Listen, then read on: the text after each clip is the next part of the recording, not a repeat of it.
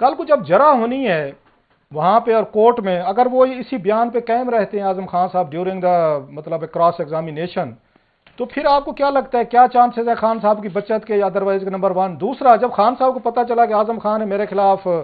اس طرح کا ایفیڈیوٹ دیا یا میرے خلاف گواہی دیں گے، جیسے بھٹو صاحب کے تو اس وقت مسعود صاحب تھے میرا خیال ہے جو ان کے سیکورٹی فورس کے وہ انچارج تھے، تو خان صاحب کا کیا ریئیکشن تھا اعظم خان صاحب کے یہ گواہ، یہ وعدہ معاف گواہ بننے پہ؟ سر دیکھیں، پہلی بات تو یہ ہے کہ جب یہ عدالت میں آئیں گے، جب ان کے اوپر جرح ہوگی تو اصل سچویشن سب آپ کے سامنے آ جائے گی۔ Right sir. ان کی کوئی حیثیت نہیں ہوگی۔ دوسری بات آپ کو یاد ہوگا کہ 34 دن یہ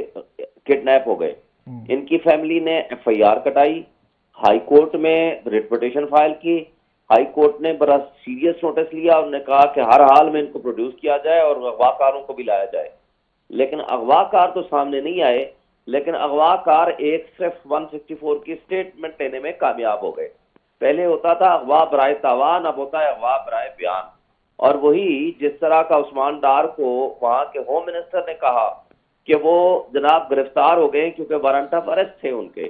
جب گرفتاری ہو گئی تو اس کے بعد 24 گھنٹے کے اندر آرٹیکل 10 آف دی کانسٹیٹیوشن کہتا ہے کہ اس کو عدالت میں پیش کریں، اس کو 25 دن بعد ایک میڈیا ہاؤس پہنچایا گیا اور اس کی سٹیٹمنٹ کرائی گئی۔ اسی طرح آپ صداقت عباسی کا ہائی کورٹ میں دونوں کے کیسز تھے،